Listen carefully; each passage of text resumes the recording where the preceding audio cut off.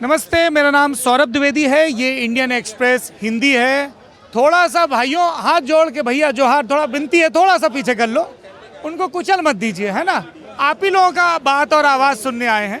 थोड़ा झारखंड के बाहर के लोगों को भी आपके नेता के बारे में पता चले ना जी।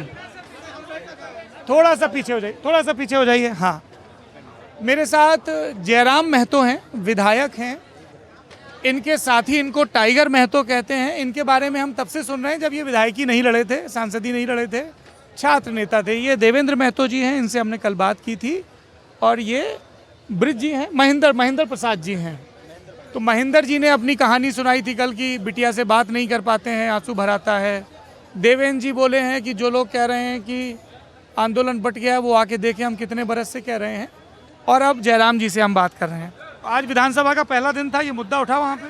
नहीं, आज केवल शोक प्रस्ताव था। और जो लोग जिनका निधन हुआ है पिछले 3 महीना में, विगत सत्र से अब तक के सत्र के मध्य, उनको केवल श्रद्धांजलि देना था। तो आज ये मामला उठा नहीं।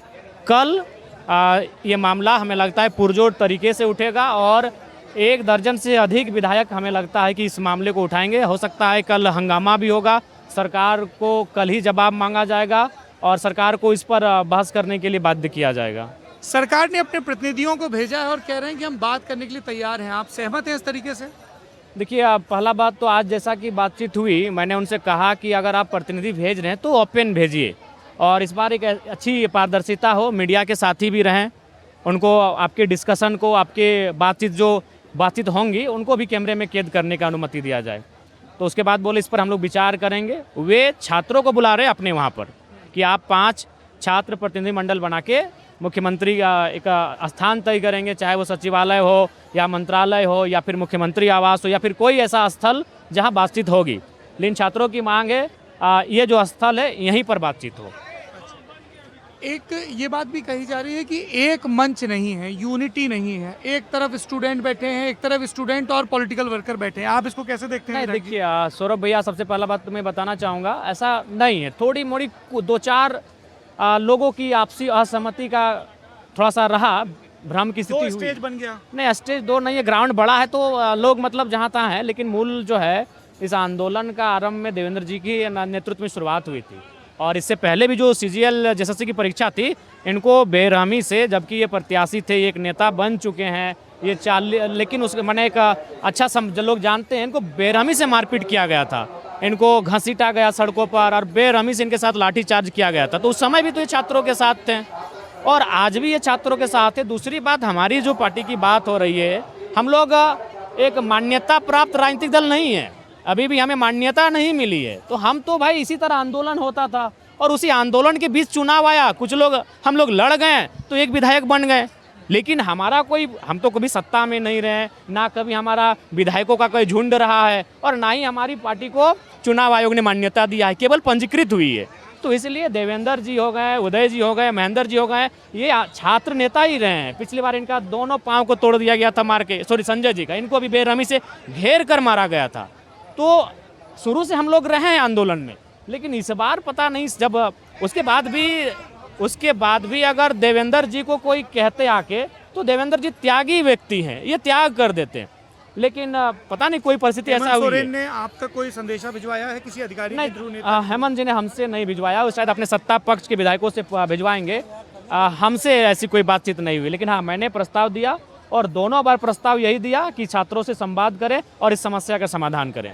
मार्च की कॉल कब है? क्योंकि अलग अलग डेट्स आई, किसी ने कहा 6, किसी ने 7, नहीं, हमने स्पष्ट कहा जिस दिन छात्र करेंगे घोषणा, उसी दिन देवेंद्र बाबू भी वो छात्र के लिए ही अपना जीवन देने को तैयार है। महेंद्र जी हैं तो हमारे यहाँ जो है वो लोग भी उसी दिन उनके साथ देंगे। आगे 10 तारीख को हो रही है। हाँ, वो छात्र ही आगे रहें, जो छात्र हैं वो बिल्कुल एडमिट कार्ड लेके आगे रहें, हम लोग उनको समर्थन देंगे।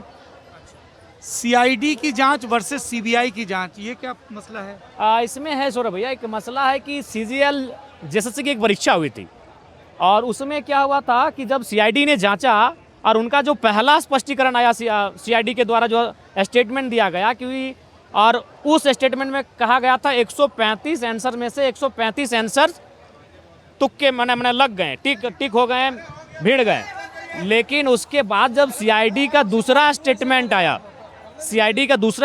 आया तो उसमें उस विषय को ही हटा दिया गया। तो सीआईडी ने जो जांच किया है उससे ये लग रहा है कि वो अपने बयानों को बदलने का कार्य कर रहे हैं। तो सीआईडी अपने बयान को बदल रहे हैं, इसीलिए उनके प्रति जो विश्वसनीयता थी वो कम हुई है। इसलिए राज्य के छात्र चाहते हैं सीबीआई और ईडी से भी जांचो। ईडी से इसलिए जांचो कि मनी लॉन्ड्रिंग का मामला सामने आ रहा है। 20-25 लाख से लेकर 50 लाख में सीटों को बेचा गया, ये 100% है। इसलिए बेचा गया है कि नेपाल में बच्चों को ले जाया गया, वहाँ वो बैठ कर पर लिखें, अपनी कॉपी को भरें। बिहार में कॉपी को लिख के भरें।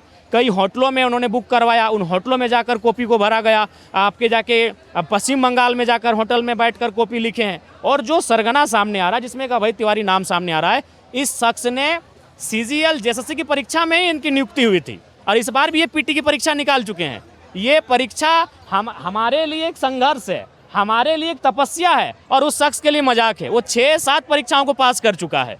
तो इसीलिए माने कह रहे हैं कि सीआईडी कहीं ना कहीं लिपापोती अंत में आके कर देती है। राज्य सरकार की अधीनस्थ संस्था है, तो इसलिए सीबीआई जांच की बातचीत हो रही है। हेमंत सोरेन सरकार के समर्थकों को ये कहना है कि अगर हम सीबीआई और ईडी को शामिल करेंगे तो वो सेंट्रल एजेंसीज हैं और हो सकता है कि पॉलिटिकल वेंडेटा से काम करें।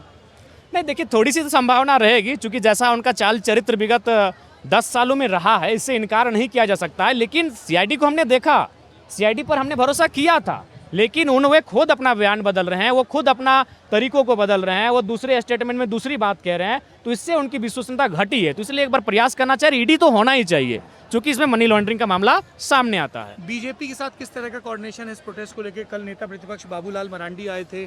दिल्ली के जो नेता बैठे हैं वो लगातार ये कह रहे हैं कि देखिए, कुछ लोग जंतर मंतर में एक्टिव थे, कुछ पॉलिटिकल पार्टीज, और अब वो सन्नाटे में है क्योंकि वो झारखंड में पार्टी पावर में है।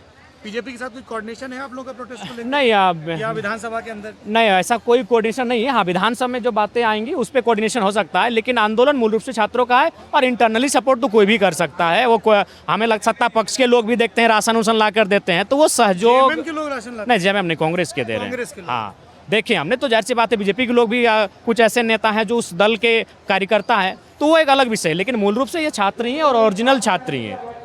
एक बात ये भी चल रही थी, हमारे यहाँ सीजी मनोज एक रिपोर्टर है, उनकी रिपोर्ट में पढ़ रहा था कि राहुल गांधी हेमंत सोरेन पे ये प्रेशर डाल रहे हैं कि उनको अभी इलाहाबाद में जाके छात्रों से बात करनी है, गूंज करनी है, तो उसके पहले ये झारखंड का मुद्दा निपटे। आपको लगता है सरकार के ऊपर एक अतिरिक्त दबाव है क्योंकि उनके एलाइज ने एक पोजीशन ले रखी है संसद में? महागठबंधन धर्म का दबाव तो होगा, इसलिए दबाव होगा कि आखिर राहुल गांधी जी उत्तर प्रदेश जाएंगे या फिर बिहार जाएंगे या उड़ीसा जाएंगे या पश्चिम बंगाल जाएंगे, अगर पेपर गड़बड़ी, पेपर लीक या कदाचार के मामले में, तो किस मुख से जाएंगे? ठीक, वो दिल्ली सेंटर था।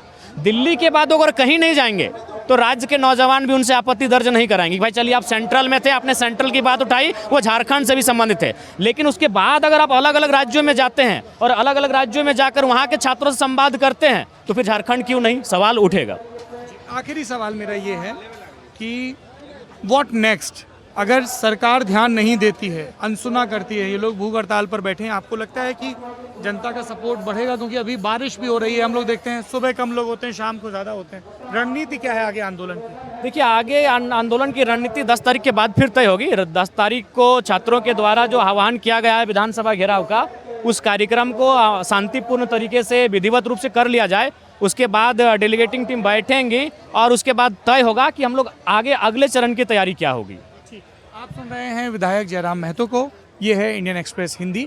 आसपास बहुत सारे मीडिया के साथी नाराज हो रहे हैं कि क्यों इतनी बाइट ले रहे हो। अब आप लोग, आपका नेता है, आपका शहर है, आराम से बताइए, नाराज मत होइए, हम जा रहे हैं। जी, कौन कर रहे थे? ये मुर्शिद भाई। कौन है मुर्शिद भाई?